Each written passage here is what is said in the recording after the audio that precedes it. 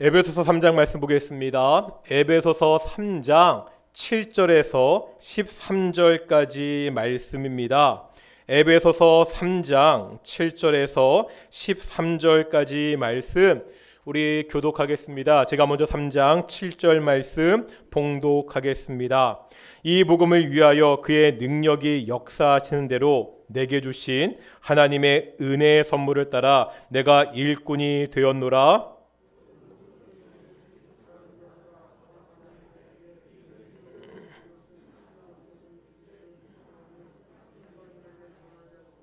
영원부터 만물을 창조하신 하나님 속에 감추어졌던 비밀의 경륜이 어떠한 것을 드러내게 하려 하심이라.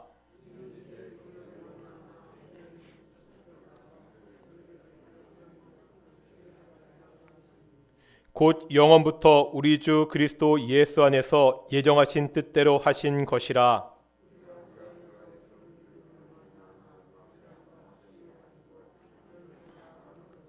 함께 읽겠습니다. 그러므로 너희에게 구하노니 너희를 위한 나의 여러 환난에 대하여 낙심하지 말라. 이는 너희의 영광이니라. 아멘. 이 시간 우리 관리 찬양 나오셔서 하나님께 찬양으로 영광 돌리시겠습니다.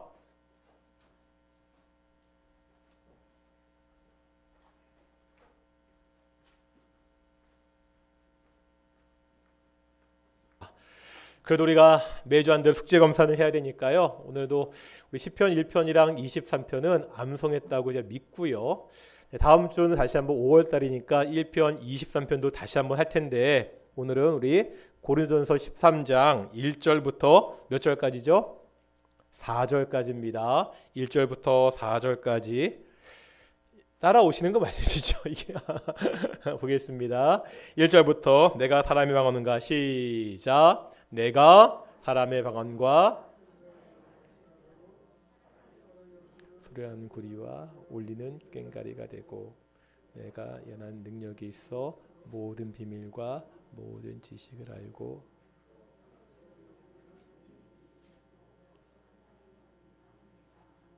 아니요 모든 것으로 구제하고 사랑이 없으면 내게 아무 유익이 없느니라.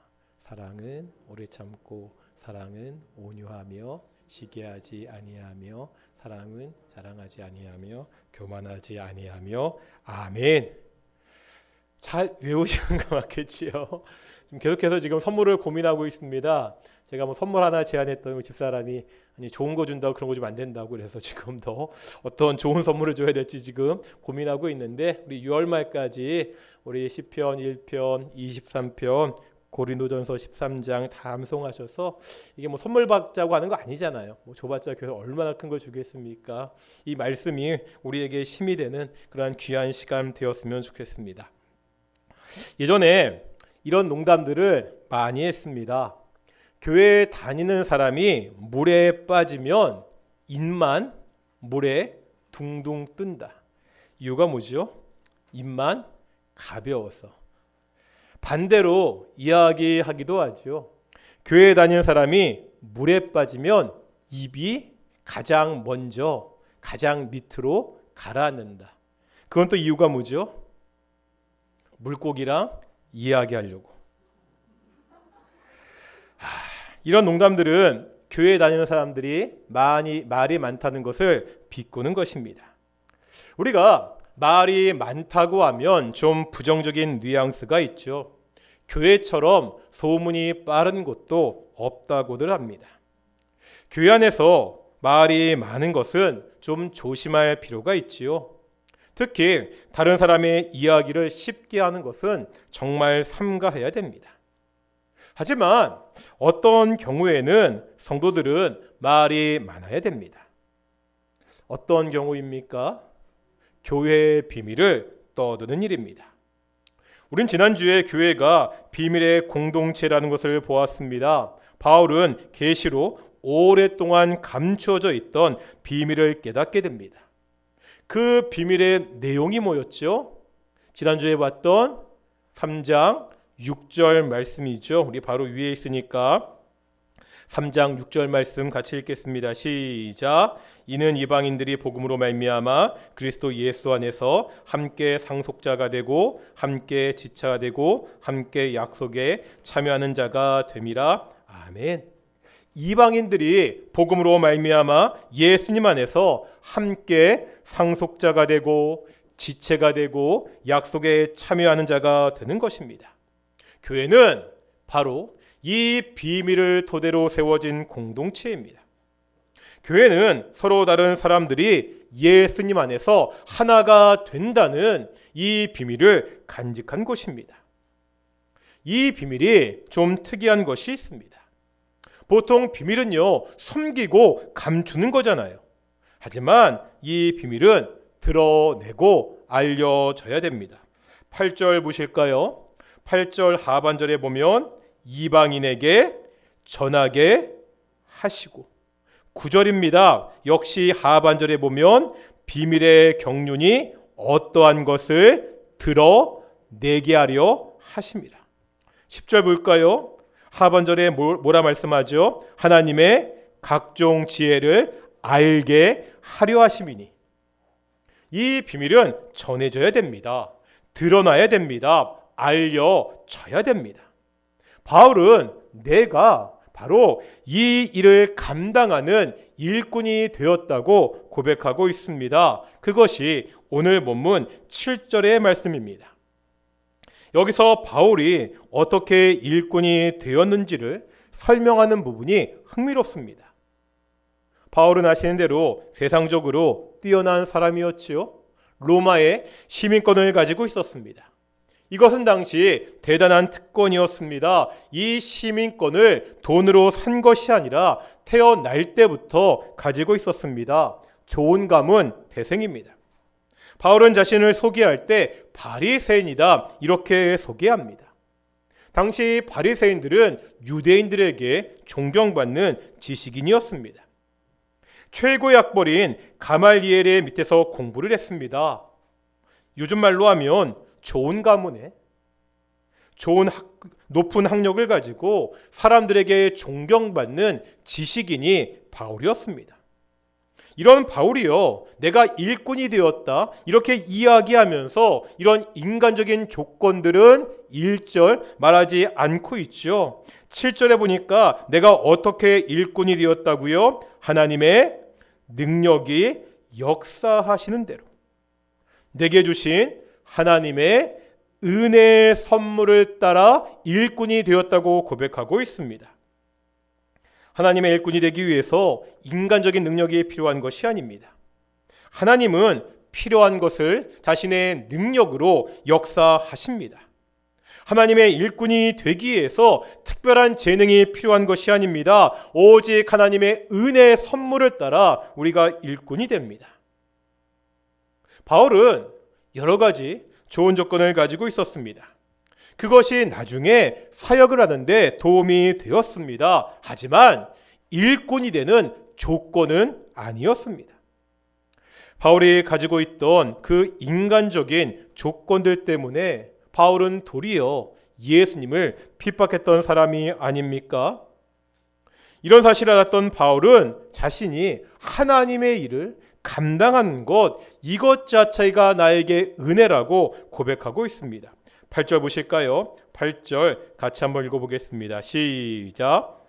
모든 성도 중에 지극히 작은 자보다 더 작은 나에게 이 은혜를 주신 것은, 여기까지요. 일단 바울은 하나님의 일꾼이 된 것이 뭐라고요?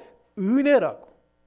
나는 아무것도 아니라고 고백하고 있습니다.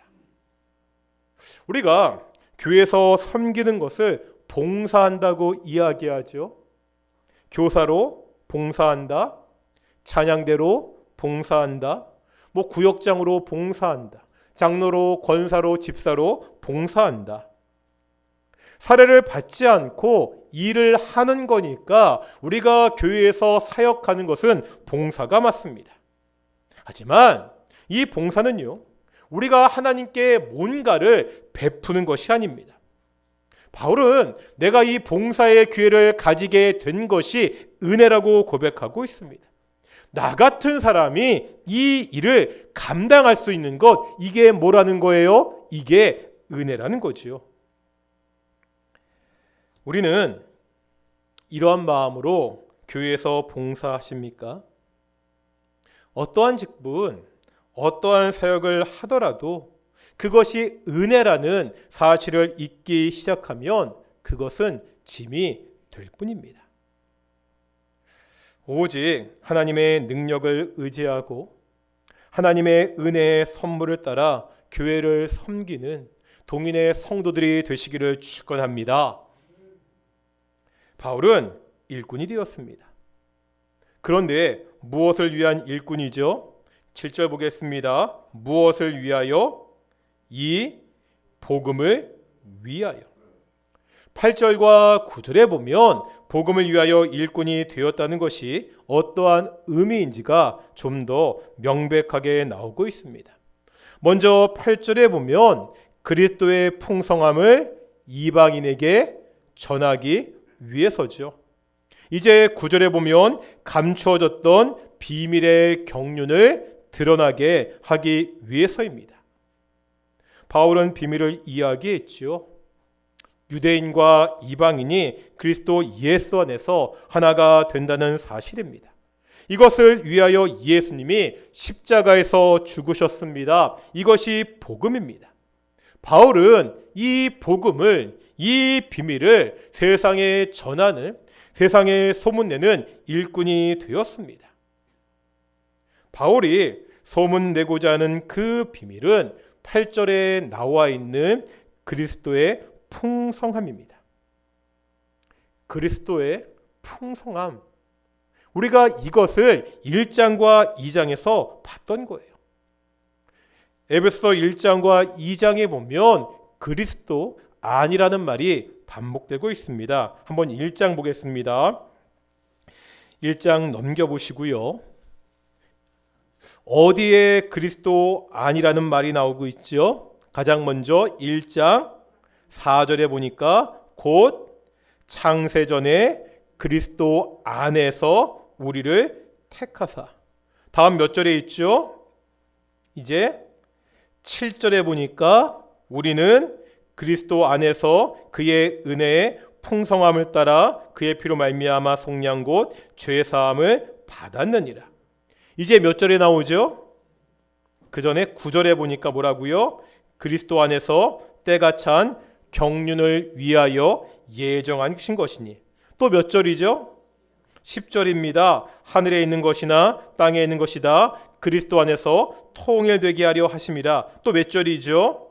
12절. 이는 우리가 그리스도 안에서 전부터 바라던 그의 영광에 찬송이 되게 하려 하심이라. 이제 2장 보실까요? 2장 13절은 같이 한번 읽어보겠습니다. 2장 13절입니다. 시작. 이제는 전에 멀리 있던 너희가 그리스도 예수 안에서 그리스도의 피로 가까워졌느니라. 아멘.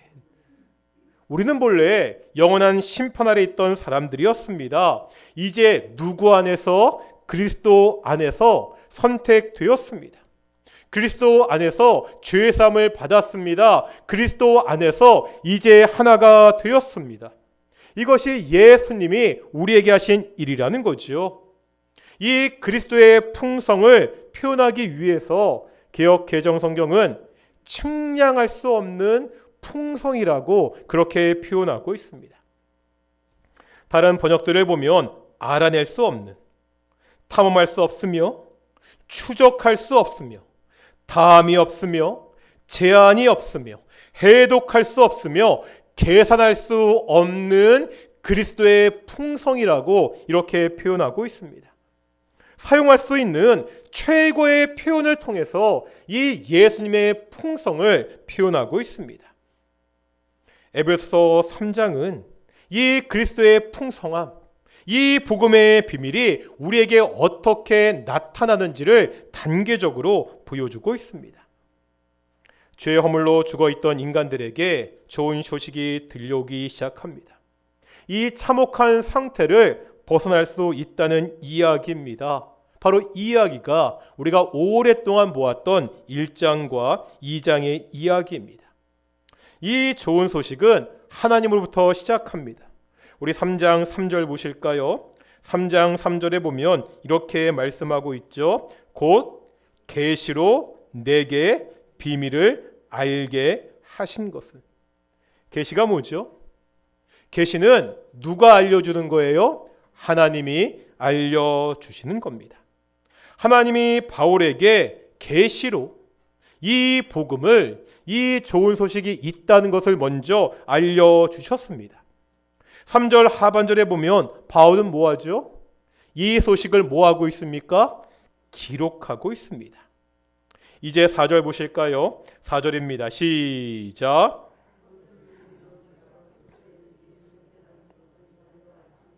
아멘. 무슨 말입니까? 바울이 기록했는데 이 기록한 것을 읽으면 하나님이 주신 이 좋은 소식을 너희가 에베소 교인들이 깨달을 수 있다는 겁니다. 이 비밀이, 이 좋은 소식이 하나님에게서 누구에게로? 바울에게로, 바울에게서 에베소 교인들에게로 지금 전해지고 있습니다. 8절 보겠습니다. 이 비밀이 이제 누구에게 알려지고 있죠? 8절에 보면 이방인들입니다. 이제 9절입니다. 9절에 우리말 성경에는 없지만 원어에 보면 모든 사람에게라는 말이 들어져 있습니다. 하나님 속에 감춰졌던 그 비밀의 경륜이 이제 모든 사람에게 드러난다고 말씀하고 있습니다. 이제 10절 보실까요? 10절에 보면 완전히 새로운 대상이 나타나고 있습니다. 10절 읽어보겠습니다. 시작.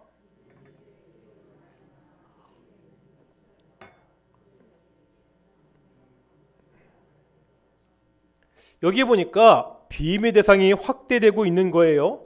8절에서는 누구였죠? 이방인이었습니다. 9절에서는 모든 사람이었습니다. 이제 10절에 보니까 누구에게 이 비밀이 드러나고 있죠?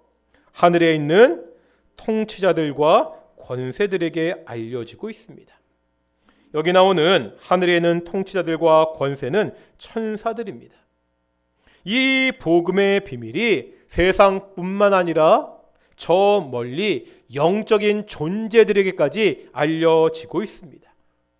그런데 어떻게 천사들에게 비밀의 복음이 알려지고 있습니까? 방법이 뭐죠? 10절에 나오고 있죠. 누구로 말미암아? 이제 교회로 말미암아. 바로 교회를 통해서 지금 이 비밀이 천사들에게 알려지고 있습니다.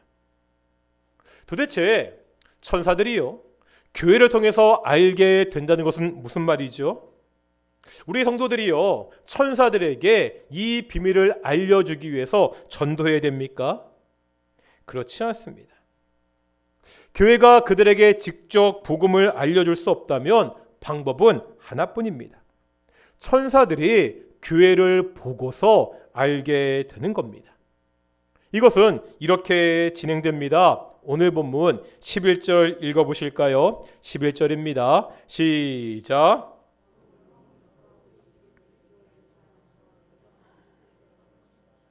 이런 겁니다. 영원전부터 하나님의 계획이 있었습니다. 그 무대는 전 세계입니다. 주연 배우는 누구이겠어요? 교회 안에 있는 성도들입니다. 관객은 누구예요? 하늘에 있는 천사들입니다. 영부터 계획되었던 그 하나님의 계획이 세계라는 무대를 통해서 지금 교회 안에서 이루어지고 있습니다. 지금 이것을 관객인 천사들이 보고 있는 거예요. 영원한 지옥불에서 고통 당할 수밖에 없던 이방인들이 이제 하나님의 함께 자녀가 되고 함께 성전으로 지어가는 것을 천사들이 보게 됩니다. 타락했던 그 사람들이 이제 예수님 안에서 완전히 새로운 사람으로 변해가는 것, 그것을 천사들이 보게 됩니다. 하늘의 천사들이 이 모습을 보면서 하나님의 각종 지혜를 알게 됩니다. 가시적으로 드러나는 이 교회의 모습을 통해 천사들이 깨닫게 된다고 성경은 말씀하고 있습니다. 교회는요, 이런 영광을 가진 공동체입니다. 하늘의 천사들도 흠모하는 이 비밀을 간직한 곳이 바로 교회입니다. 교회는 하나님의 능력과 이 지혜를 알리는 공동체, 천사도 흠모하는 이 복음을 전하는 곳이 바로 교회입니다. 그렇다면 이 복음은 어떠한 복음입니까? 오늘 보면 12절 보실까요? 12절입니다. 같이 읽겠습니다. 시작.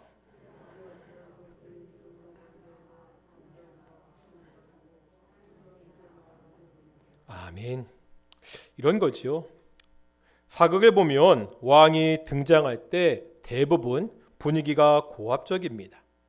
신하들이 어떻게 하고 있죠? 고개를 숙이고 들어갈 때나 나올 때나 항상 고개를 들지 못하고 있습니다. 감히 왕의 얼굴을 쳐다보지 못합니다. 나라를 다스리는 왕의 위엄이 정말 대단합니다. 그런데 우리가 뉴스를 보면 또 다른 형태로 얼굴을 못 드는 사람들이 있습니다. 어떤 사람들이죠? 범죄를 저지르고 경찰서에 끌려온 사람들. 그 사람들 어떻게 하고 있습니까? 하나같이 고개를 숙이고 잠바 같은 것으로 머리부터 뒤집어 쓰고 있습니다. 사극에서 신하들이 감히 왕에게 고개를 못 들고 언제나 조심조심하는 것은 왕이 가지고 있는 권위 때문입니다. 나라의 주인이라는 왕의 권위와 위엄 앞에 그들은 한없이 작아질 수밖에 없습니다. 경찰서에 온 사람들이 얼굴을 못 드는 것은요, 왜죠? 그들의 죄 때문입니다. 그들도 죄 지은 것이 부끄러운 것을 알기 때문입니다. 그렇다면 하나님은 어떤 분이십니까? 하나님은 만왕의 왕이십니다. 이 땅을 창조한 창조자이십니다. 그분의 위엄은 어느 누구도 따를 수 없습니다. 세상의 왕과 비교할 수 없는 분입니다. 그렇다면 우리가 하나님을 대하는 태도는 어떠해야 됩니까? 언제나 두려움을 가지고 그분을 대하는 것이 마땅합니다. 사극에서 감히 신하들이요 얼굴을 제대로 들지 못하듯이 우리도 하나님 앞에서 얼굴조차 제대로 들지 못하는 자들이었습니다. 또 우리는요 허물과 죄 가운데 죽었던 자들이었습니다. TV에 나오는 사람들처럼 옷을 뒤집어서서 얼굴을 가리는 정도로도 부족한 자들이었습니다. 하나님 앞에서 우리의 죄 때문에 두려움에 떨고 있던 자들이 본래 우리들이었습니다. 하지만 오늘 본문은 뭐라 말씀하고 있죠? 12절 하반절 읽었죠? 우리가 어떻게 하나님께 나아간다고요? 담대함과 확신을 가지고. 언제나 하나님 앞에서 두려움에 떨던 우리가 담대함과 확신을 가지고 당당하게 나아갈 수 있는 이유가 뭐지요? 12절 상반절에 말씀하고 있죠. 우리가 그 안에서 그를 믿음으로 말미암아. 누구를 믿는다고요? 예수님을 믿는 믿음으로 말미암아. 예수님이 돌아가실 때 많은 사건들이 있었습니다. 말씀드렸죠. 그중 하나가 예루살렘 성전에 있던 성소와 지성소를 나누던 휘장이 찢어진 사건입니다. 하나님과 인간 사이를 가로막던 휘장이 예수님의 죽음으로 찢어졌습니다. 기억나시죠? 시브리서에 보면 그 휘장을 뭐라 표현하지요? 성소와 지성소를 가로막던 그 휘장이 찢어졌는데 그 찢어진 휘장이 뭐라고요? 예수님의 육체라고 말씀합니다. 예수님의 몸이 찢어짐으로 우리와 하나님 사이에 막혀있던 벽이 열렸습니다. 우리가 그 가운데로 그 찢겨진 예수님의 육체 사이로 하나님께 나아갈 수 있습니다. 이게 어떤 의미입니까? 예수님께서 우리의 죄를 대신해서 형벌을 받아 십자가에서 피를 흘리셨습니다. 이제 우리가 그 피를 통해서 하나님 앞에 나아갑니다. 예수님의 피가 하나님의 거룩한 보좌 앞에 당당하게 나아갈 수 있도록 했다는 겁니다. 나에게는 아무런 이유나 아무런 조건이 없습니다. 우리가 이것을 복음이라고 부릅니다. 이 복음의 은혜를 입은 교회를 누구도 흠모한다고요? 천사도 흠모한다고 말씀하고 있습니다.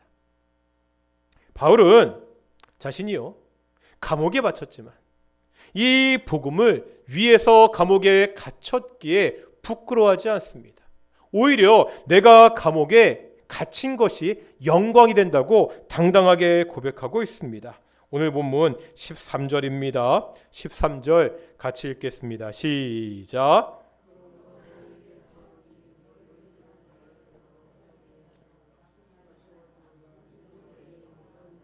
아멘. 바울은요 오직 하나님의 은혜로 일꾼이 되었습니다. 어떤 일꾼이 되었다고 말했다고요? 하나님의 비밀을 드러내는 전하는 일꾼입니다. 이 하나님의 비밀을 사람들에게 알리는 일꾼이 되었습니다. 복음의 비밀을 드러내는 것, 복음의 비밀을 소문내는 것, 이것을 우리가 많이 사용하는 잘하는 말로 바꾸면 뭐가 되죠? 복음의 비밀을 사람들에게 소문내는 것. 이게 뭐죠? 이게 전도입니다. 교회는요, 말이 많아야 됩니다. 성도들은 말이 많아야 됩니다. 다만 그 내용이 다른 사람들 이야기가 되어서는 안 되죠. 복음을 많이 이야기해야 됩니다. 여기저기서 내가 깨달은 이 복음의 비밀을 소문내야 됩니다. 오늘 설교의 제목이 뭐죠? 소문을 내는 사람들. 성도는 어떤 사람들입니까? 소문 내는 사람들입니다. 이것이 오늘 본문이 보여주고 있는 성도의 또 다른 정체성입니다. 우리는 어떻습니까? 복음을 소문내는 사람들입니까? 다른 사람들에게 복음에 대해서 떠드는 사람들입니까? 다른 일은 열심히 이야기하면서 이 복음에 대해서는, 이 비밀에 대해서는 입을 다물고 있지는 않습니까? 코로나19의 시대에 전도의 문이 막혔다는 말들을 많이 합니다. 예전과 같이 교회가 무슨 행사를 통해서 전도하는 것은 너무나 힘들어졌습니다. 시대가 어려워지면, 상황이 안 좋으면 교회가 전도를 포기해야 됩니까? 사람들이 교회를 비난하면 교회가 이 복음 전하는 일을 포기해야 됩니까? 이 시대에 우리가 어떻게 전도할 수 있죠? 방법은 하나입니다. 입소문이죠. 성도들이 떠들어야 됩니다. 주변의 사람들에게 내가 받은 이 복음의 은혜, 내가 알고 있는 이 비밀을 떠벌리고 소문내야 됩니다. 제가 이런 말씀 많이 안 드리는데 너무 많이 들어서 식상한 말을 다시 한번 하겠습니다. 전도합시다. 복음을 전합시다. 믿지 않는 우리의 가족에게, 믿지 않는 우리의 이웃에게, 믿지 않는 우리의 직장 동료에게 예수님을 전합시다. 왜 그렇습니까? 역시 식상한 말이지만 전도는 성도가 반드시 해야 되는 사명이기 때문입니다. 오늘 본문의 말씀처럼 성도는 이 비밀을 소문내는 사람들이기 때문입니다. 우리 동인교회는 전도하는 교회가 되어야 됩니다. 때를 얻든지 때를 못 얻든지 이 비밀을 소문내는, 복음을 전하는 귀한 동인의 성도들이 되시기를 축원합니다. 우리 한번 말씀을 묵상하며 기도하기를 소망합니다. 하나님이 계시하신 바울이 깨달은 이 복음의 비밀을 우리도 깨달았습니다. 이 복음의 비밀을 통해 이제 우리가 하나님의 자녀가 되었습니다. 바울은 이 비밀을 소문내는 일꾼이 되었다고 자신을 그렇게 정의하고 있습니다. 우리는 어떻습니까? 비밀을